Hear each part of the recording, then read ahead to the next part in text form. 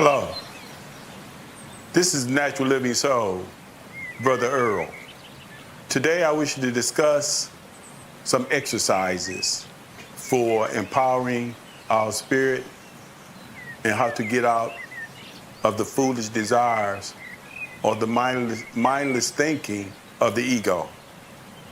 I'm gonna give you an example here as far as how we get trapped into the ego or the flesh. Say, for instance, you standing in a line at the grocery market, and someone get in front of you, they're not moving fast enough, and you begin to get so impatient, and you get irritated by this very little thing. Before you know it, you festered up a feeling, emotions, this dealing with the ego, anger, hate, just negativity. So you carry this weight with you because it done reeled you in. You're not soaring like the birds. You've been downsized and you just sitting here and you dwelling on something that really don't exist, that really doesn't matter. So you're somewhat in darkness because you're asleep. The ego have you sleeping. You're not awaking. You're constantly thinking about the past or the future. You're not dealing with the now. You're dealing with things that really don't even matter. In the sayings we have, if you don't mind, it don't matter. We waste a lot of our time, our energy, and our power on things that don't matter. And it's bringing people into a state of discomfort, anger, irritability. These are things are known as object referral. It's things that controlling you, controlling your emotions. Emotion is not supposed to be a reaction. Emotion means this: energy and motion.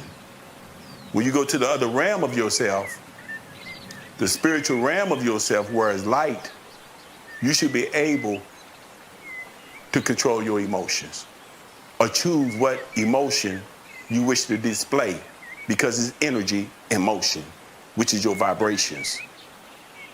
But you're so controlled by it that the emotions, anger, depression, these negative feelings are controlling you today. And you find yourself constantly in torment. In other words, no peace. I'm going to share some exercises with you that we can do for our spirit. One of the things that people do today, they pray. P-R-A-Y. Pray to what? Everything you need is in you. So take this. In the state of being disconvolent, when your ego has gotten you in a point where you need to be saved. Saved. You hear that all the time, to be saved. Just take that connotation right there, to be saved. You save yourself because you go to the spirit part of yourself, which is all possibilities, and they give you a solution. In the ego realm of yourself, you have problems. It only gives you problems. This ego, it only gives you problems. If it get its way, it's in a state of ecstasy. If it don't get its way, it's in the depths of despair. You don't have peace. You're constantly floundering like a fish on a hook, going up and down, wiggle, wiggle, up and down, up and down, up and down, up and down, and you went nowhere. And that's what belief feels. P-R-A-Y. So it's not doing you any good. Now let's go to a solution here. When you go to the realm of yourself, the part that you say, get me out of this, all of a sudden you begin to come up with solutions. Or I can do this to get out of this situation. I can do that to get out of the situation. You have a myriad and a sundry of solutions just to that one problem. But you deviate from it because you still hung up on the carnal need. That's what people say, the flesh.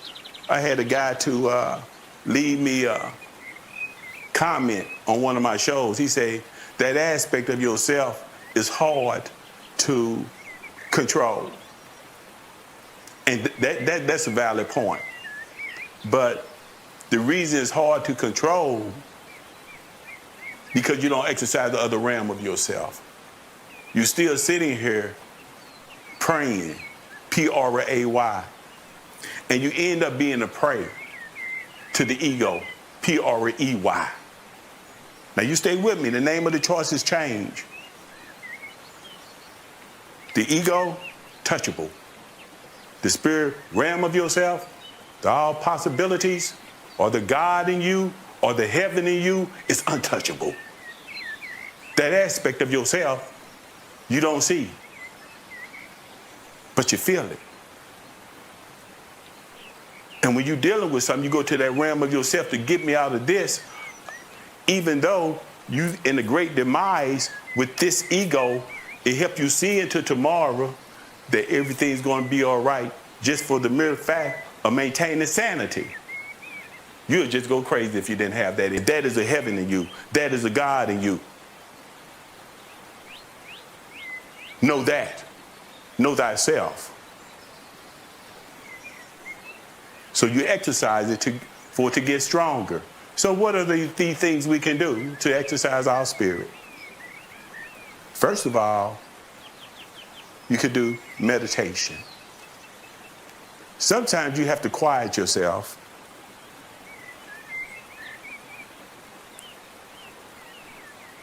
Just as I just shown you, just for that moment. That's meditation. Because sometimes you have to hear yourself. And that's where your solutions lie. I'm out in the woods right now. I got the birds around me, Great Lake, the trees. This is where our power comes from. For one reason. Nature was here before you, and nature's going to be here after you. And that is God. That's where you go and seek your power from. So you want to give power to the ego, so you adorn yourself. You say, well, let me get the house, I get the tree. I mean, not the tree, excuse me. The house, the car, the job, the money, all those things are empowering your ego. Now let's empower the spirit, because that's object referral. Now you want to deal with self, you want to deal with the zero in you, you want to deal with the untouchable, your untouchable power, the one you P-R-A-Y to, because all the ego do is make you a prey, P-R-E-Y. So you want to rise, you want to do ascension. You want to raise over the foolish desires of this ego. The choice is never easy. That's why it's a choice. And to meditate, you sit there and you can weigh it, or you can see it better than constantly being in turmoil, dealing with this ego. So that's why meditation is good. So you go inside yourself to feel yourself, to see, to have solutions. And meditation is good for that. While I'm out in the forest, another thing I do, I walk barefoot. You can do it in your yard anywhere. That's called grounding. The grounding gives you positive energy. As I stated before, nature was here before you. It's going to be here after you leave. Because that's life that will always exist. So what better source could it be to tap into than that of nature? So you grounding, and the electrons, the protons, the neutrons come through the ground and radiate through the body, giving you energy. It helps blood pressure, it helps your joints, it helps heal you. The healing they're giving us today in the pharmaceutical realm is not healing you. It's basically just putting a Band-Aid on something. And then it occurs again. They give you more medicine. They give you medicine for this, medicine for that. It's a business. Go to the grounding again. And you receive this energy, and it rejuvenates the body. Oh, what you say, born again? You know how you use it in religious institutions? This is how you renew yourself. This is how you can be born. This is how you can elevate the essence of you. Zero, the untouchable, the heaven, the God in you. So then you hug a tree. And the tree gives you energy. It has a heartbeat just like you. Everything has life. Everything that has life has God in it. For the mere fact that it's existing and that it's here. So you ground yourself. Man, daily, you get up and do your little walk. I walk early in the morning, about 4:30 before I go to a so-called job, because I value my life more than I do a job. I make time for my life first. Because if my life not here, will I be a dead man? So which one come first? The object or your life? Object referral or self-referral? After doing that, you have to have some type of diet. It's a lot of dead food out here. We eat dead food, like you eat meat, dead meat. People eating fast foods. You take McDonald's. McDonald's just came up letting people know that they serving human meat. They have warning signs on the door now, and people are still patronizing these stores. You eat dead food. Dead food does not give you any power. Only thing it does is make you a prey, because when you asleep, you a prey. So with the spiritual realm of yourself, you need live foods. You need your fruits, papaya, mango, pears, berries, etc. These are the first meals you take in during the day. It empowers your spirit. Another thing that people say they don't have time for is to exercise. When you exercise, you remove the impurities from your body, known as sweating, or the toxins from your body, known as sweating. When you do that, the spirit is happy. Just like you get up and say, I'm clean today. Got my outfit, got this on, got that on, put a smile on. Oh, my man, you looking good today. You see how I'm smiling? That's the ego. Now the spirit want to be happy too. So you make the spirit happy by using some of these methods that I'm sharing with you now. Because when you sweat, you remove the toxins from the pores. You know what the spirit gives you, the body gives you?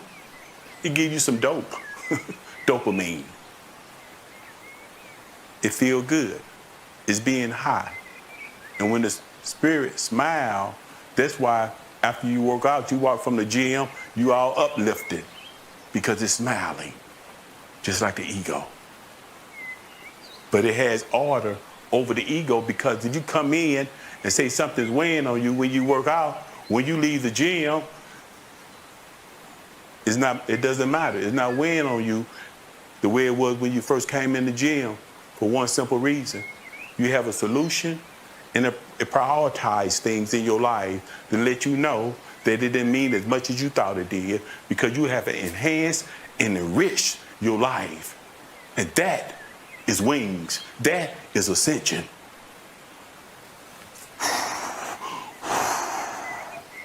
That's when you soar over the foolish desires.